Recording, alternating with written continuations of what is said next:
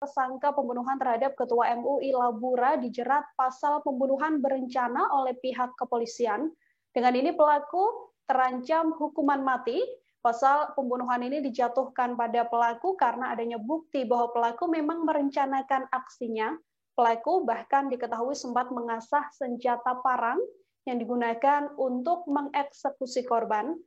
Ketua MUI Labura Aminur Rashid sendiri dikabarkan dihabisi pelaku yakni Anto pada Selasa kemarin sekitar pukul 17.30 di Jalan Utama Lingkungan 6 Pajang Bidang 2 Gunting Saga Labura. Bagaimana informasi terkininya? Telah tersambung bersama saya wartawan Tribun Medan, ada Victory di sana. Halo, selamat siang Victory, bisa dijelaskan bagaimana kronologi kejadian dari pembacokan Ketua MUI Labura Haji Aminur Rashid ini? Ya, selamat siang Nila.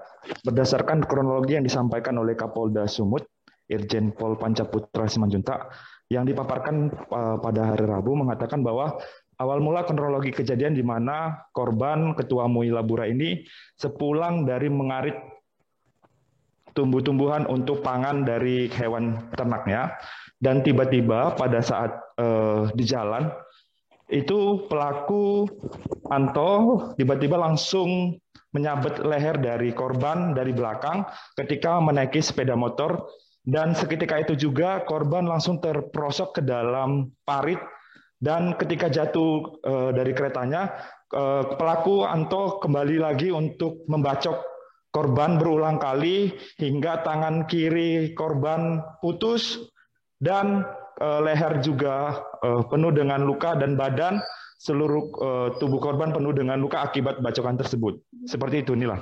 Sudahkah diketahui, Victory, apa sebenarnya motif dari aksi pelaku ini membunuh Ketua MUI Labura? Ya, dari pengakuan dari Kapolda Sumut mengatakan motifnya adalah sakit hati dan dendam. Karena korban seringkali mengingatkan pelaku Anto supaya tidak lagi mencuri kelapa sawit miliknya. Di mana sehari-hari Anto ini memang bekerja sebagai ninja kelapa sawit, seperti itu, Nila. Dari keterangan yang berhasil Anda himpun, Victory, ini kan memang pelaku sudah berhasil ditangkap oleh pihak kepolisian. Bagaimana kronologi penangkapan pelaku, dan apakah benar kabar bahwa pelaku ini sempat kabur ke kebun sawit saat ditangkap? Ya, benar sekali Nila. Pada saat setelah dia mengeksekusi korban, langsung melarikan diri ke kebun sawit tidak jauh dari lokasi TKP tempat pembunuhan tersebut, dan pada akhirnya warga bersama-sama dengan polisi langsung menangkap pelaku, yang dimana pada saat itu warga sudah sangat emosi. Dari video yang kami dapatkan di lokasi, ternyata warga sudah sempat memukuli korban hingga kepala korban juga sempat terluka dan sampai menelanjangi sehingga bajunya juga terbuka, dan pada akhirnya polisi datang dan hingga membawanya untuk mengambil barang bukti berupa parang yang digunakan untuk mengeksekusi korban. Seperti itu, Nila.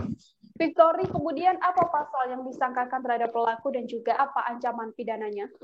Baik, Kapolda Sumut menegaskan bahwa pelaku ini dijerat dengan pasal 340 KUHP pidana, yaitu pembunuhan berencana, di mana hukuman terberat adalah hukuman mati dan hukuman penjara seumur hidup, serta subsidiar pasal 338, yaitu hukuman terberat pidana penjara 15 tahun. Seperti itu, Nila. Oke, untuk mengetahui informasi selengkapnya terkait pernyataan dari Kapolda Sumut, saudara, berikut liputannya untuk Anda. Yang Bidang 2, Kelurahan Wisata, Kecamatan Kuala Selatan, Kabupaten Labuan Batu Utara, dalam keadaan tertelungkup di selokan yang ada di jalan di TKP.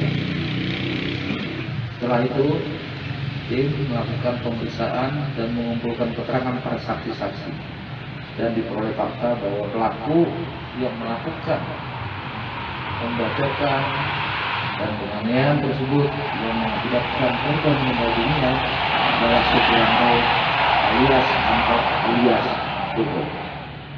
Setelah tersangka melakukan penganiayaan dan pembacokan, tersangka sempat melarikan diri dan bersembunyi di kebun-kebun sawit yang ada kurang lebih 2 km dari tempat kejadian perkara. Bersama masyarakat, tim Polres Labuan Batu Utara Labuan Batu bersama Polsek melakukan pencarian dan pada akhirnya menemukan tersangka di tempat persembunyiannya lengkap dengan barang bukti parang yang sempat sudah disembunyikan di pohon-pohon pisang yang ada di kebun tersebut. Perlawanan yang mengakibatkan pihak penyidik Polres Labuan Batu melakukan tindakan tegas dan tersebut terhadap tersangka karena mencoba melarikan diri dan melakukan perlawanan. Saat ini tersangka sebagaimana teman-teman lihat ada di berupaya membuat jelas perkara tersebut.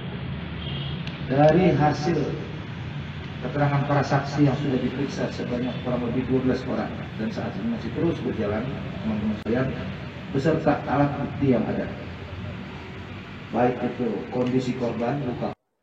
Informasi tadi sekaligus menutup perjumpaan kita dalam live update hari ini, Saudara. Masih di tengah pandemi, kami kembali mengingatkan Anda untuk selalu menerapkan protokol kesehatan dimanapun Anda berada. Saya Nila Irda beserta kru yang bertugas pamit undur diri. Terima kasih dan sampai jumpa. Jangan lupa like, subscribe, dan share ya!